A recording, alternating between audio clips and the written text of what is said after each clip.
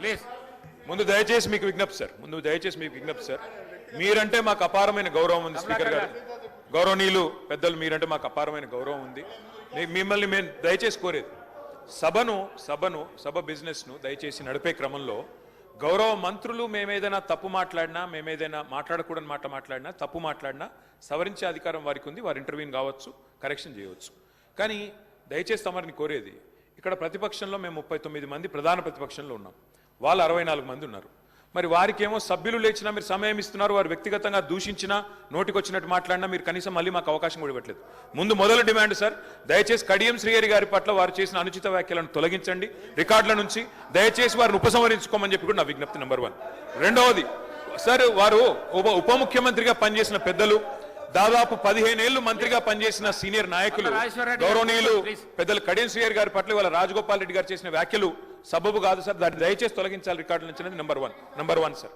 రెండవది రాజగోపాల్ మీరు కూడా ఒకటి సార్ ఒక విషయం మాకు క్లియర్గా చెప్పండి మా సభ్యులు లేచి అడిగితే మరి సభ్యులకైతే ఒకటే హక్కు ఉంటుంది సార్ అందరి సభ్యులకు 119 మంది సభ్యులకు ఒకటే రకమైన హక్కు ఉంటుంది మా సభ్యులు అడిగితేనేమో మైకు రావడం లేదు మరి వాళ్ళ అవతల వైపు ట్రెజరీ బెంచెస్ లోంచి సభ్యులు అడిగినా మైక్ ఇస్తున్నారు ఎప్పుడు అడిగినా మైక్ ఇస్తున్నారు వాళ్ళని మాట్లాడమని మీరే మరి మోటివేట్ చేస్తున్నారు దయచేసి నా విజ్ఞప్తి మీతోని అందరు సభ్యులను ఒకటే ఘాటను ఒకటే పద్ధతిలో చూడాలి తప్ప ఈ రకంగా చూడడం ఇది భావ్యం కాదు కదా సార్ మీరు కూడా దయచేసి ఈ విషయంలో పునరాలోచించాలని విజ్ఞప్తి ముందు రాజగోపాల్ రెడ్డి గారు మాట్లాడిన మాటలను దయచేసి మరి రికార్డుల నుంచి తొలగించాలని మిమ్మల్ని కోరుతా ఉన్న అధ్యక్ష వారు కూడా ఉపసంహరించుకుంటే వారి గౌరవం దక్కుతుంది అట్లా మాట్లాడడం ఒక సీనియర్ దళిత నాయకుడి పట్ల ఒక సీనియర్ దళిత మంత్రి పట్ల గతంలో 15 ఏళ్లు మంత్రిగా పనిచేసిన పెద్దల పట్ల ఆ రకంగా మాట్లాడడం వారికి మంచిది కాదు ఉపసంహరించుకోమనండి లేదా మీరైనా రికార్డుల నుంచి తొలగించాలనేది డిమాండ్ రెండవ మాట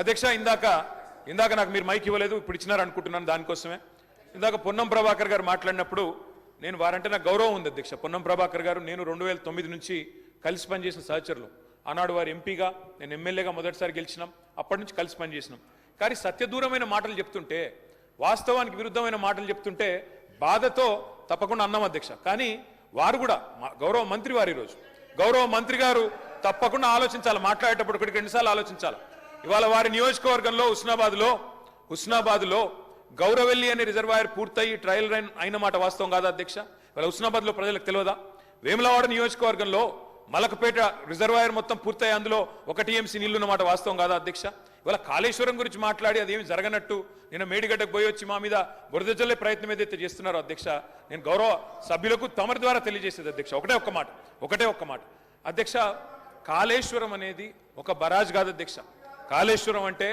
3 బరాజులు 15 రిజర్వాయర్లు 21 పంప్ హౌజులు 19 సబ్ స్టేషన్లు 203 కిలోమీటర్ల టన్నల్స్ 1531 కిలోమీటర్ల గ్రావిటీ కాలువలు 141 TMCల స్టోరేజ్ కెపాసిటీ అదేవిధంగా 240 TMCల యూటిలైజేషన్ శ్రీహరి గారు ఏమన్నారు అధ్యక్ష శ్రీహరి గారు ఒకటే మాట అన్నారు స్టెబిలైజేషన్ కూడా తీసుకోవాలి ఒక ప్రాజెక్టులో కొత్తగా 97,000 కూడా నీళ్ళు ఇయ్యలేదని మాట్లాడితే స్థిరీకరించబడ్డ ఆయకట్టు ఎంత అని అధికారిని అడుగుతుంటే ముఖ్యమంత్రి గారు మాట్లాడనీయలేదన్నారు గొప్ప ఉదాహరణ నా నియోజకవర్గం అధ్యక్ష మా దగ్గర అప్పర్ మానేర్ అనే ప్రాజెక్టు నిజాం టైంలో కట్టినారు అధ్యక్ష 45లో కట్టినారు ఆ అప్పర్ మానేర్ అనే ప్రాజెక్టు కోసం ఆనాడు రాజశేఖర రెడ్డి గారి ఆనాడు ప్రభుత్వం ఉన్నప్పుడు కూడా పాదయాత్రలు జరిగినాయి దాన్ని ఎప్పటికప్పుడు స్థిరీకరించాలని నింపాలనే ప్రయత్నాలు జరిగినాయి కానీ ఎప్పుడు నింపబడ్డది అధ్యక్ష మొత్తానికి మల్లన్న సాగర్ కట్టిన తర్వాత మల్లన్న సాగర్ నుంచి వచ్చే కాలువ ద్వారా ఎప్పుడైతే కూడవెల్లిలోకి నీళ్ళు వచ్చినాయో కూడవెల్లి వాగులోకి ఈరోజు ఏప్రిల్లో ఎర్రటి ఎండల్లో కూడా మా మిడ్ మానేరు మా అప్పర్ మానేరు ఎండుతున్న మాట వాస్తవమా కాదా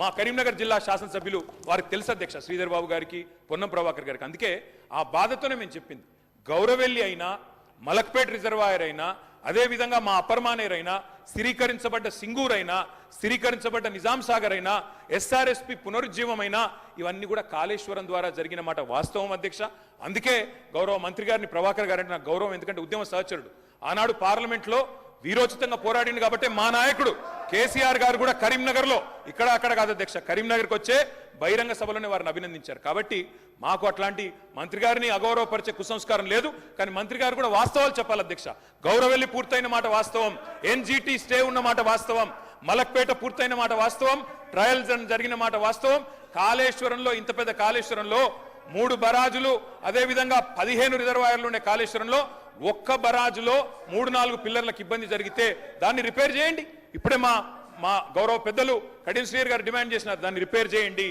రైతుల మీద కోపం పెంచుకోకండి. కేసీఆర్ గారి మీద కోపం ఉంటే రాజకీయంగా ప్రయోజనం కావాలనుకుంటే ప్రయత్నం చేయండి, కానీ ఆ ప్రాంత రైతాంగం పట్ల కక్ష కట్టవద్దు.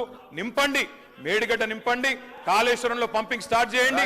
వాళ్ళ 5,000 క్యూసెక్ల నీళ్లు కిందికి పోతున్నాయి. ఇది వాస్తవంగా ఈ రైతుల పట్ల తెలంగాణ సమాజం పట్ల గౌరవం ఉంటే ప్రధాన ప్రతిపక్ష పార్టీ ప్రభుత్వ ఆహ్వానాన్ని దృష్టిలో పెట్టుకొని అందరం కలిసి అక్కడికి వెళ్ళి ఆ ప్రాజెక్టులను పరిశీలించి అక్కడ జరిగిన నష్టాన్ని, రైతులకు వచ్చిన కష్టాన్ని అర్థం చేసుకొని ఆ సమస్యకు ఒక పరిష్కారం చూపించే అవకాశం ఉండే. రాకపోను కొత్తగా వచ్చిన ప్రభుత్వమే ఏదో తప్పు చేసినట్టు, ఈ తప్పుకు కొత్తగా వచ్చిన వాళ్ళే బాధ్యత అయినట్టు, అదేవిధంగా పదే పదే భాష గురించి, మాటల గురించి మీరు ఇట్లా అంటుండ్రు, మీరు అట్లా అంటుండ్రు, మమ్మల్ని గౌరవిస్తలేరు అని ఏదైతే చర్చ జరుగుతుందో, మాజీ ముఖ్యమంత్రి గారు నిన్న నల్గొండ జిల్లాలో వాడిన భాష మీద చర్చ చేద్దామా అధ్యక్ష? ఏం బీకనిక పోయినరని అడుగుతాడా అధ్యక్ష? మాజీ ముఖ్యమంత్రిగా 10 ఏళ్ళు పనిచేసి, కేంద్ర మంత్రిగా పనిచేసి, రాష్ట్ర మంత్రిగా పనిచేసి, శాసనసభ్యుడిగా పనిచేసి, పార్లమెంటుగా పనిచేసి, గొప్పలు చెప్పుకొని జబ్బలు జరుచుకునే ఉద్యమకారుని అనేట ఆయన ప్రధాన ప్రతిపక్ష పార్టీ హోదాలో ఉండి ఒక రాష్ట్ర ముఖ్యమంత్రిని పట్టుకొని ఏం బీకనిక పోయినావు అని అడిగితే, రా ఇప్పటికే ప్రజల్ని ప్యాంట్ ఊడబిక్కురు, ఉన్న అంగి చొక్కా కూడా ఊడబిక్తాం. ఇప్పటికే తెలంగాణ ప్రజలు మొన్న జరిగిన ఎన్నికలలో మీ పాయింట్ ఊడవీకిరు. ఇవాళ ఆ పాయింట్ ఊడవీకితే చెప్పుకునే దిక్కులేక బొక్కబోర్ల పడితే బొక్కలు ఇరిగినాయి మీకు. అయినా మీ బుద్ధి మారలేదు. ఒక ముఖ్యమంత్రిని పట్టుకొని ఏం బీకనిక పోయినావని అడుగుతారా అధ్యక్ష? ఇది పద్ధత? ఈ రాష్ట్రం 4 కోట్ల ప్రజలు ఓట్లేసి గెలిపించిన ముఖ్యమంత్రిని పట్టుకొని ఏం బీకనిక పోయినావని అంటారా అధ్యక్ష? ఇదేనా తెలంగాణ సాంప్రదాయము? ఈరోజు నేను మళ్ళీ అడుగుతున్నా అధ్యక్ష, ఈరోజు మేడిగడ్డ మేడి పండులాక కుంగిపోతే మేడిగడ్డల నీళ్లు నింపడానికి అవకాశం ఉందా అధ్యక్ష? ఇవాళ మీరే సాగునీటి పారుదల శాఖ మంత్రులుగా పనిచేసారు కదా.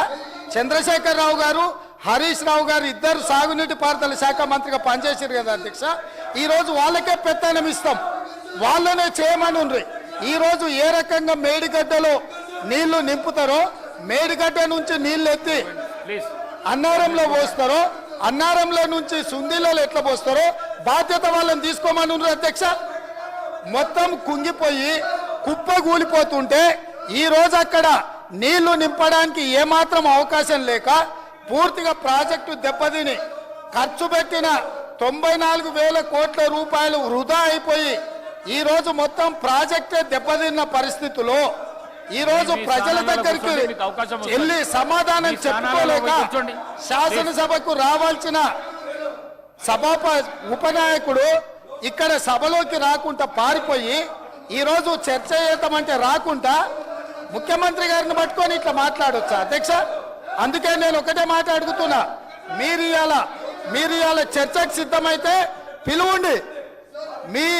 మీ పార్టీ నాయకుడిని, మీ సభాపక్ష నాయకుడిని చర్చ చేద్దాము.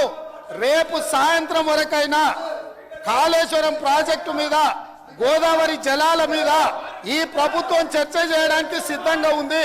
పారిపోయి ఫామ్ హౌస్లో వండుకొని ప్రతిపక్షాలుగా బాధ్యత నుంచి తప్పించుకొని మీ అవినీతి బయటపడుతుందని, కాళేశ్వరంలో మీ దోపిడీలో జైలుకి వెళ్లాల్సి వస్తుందని కేసీఆర్ ను చంపుతారా అంటారు.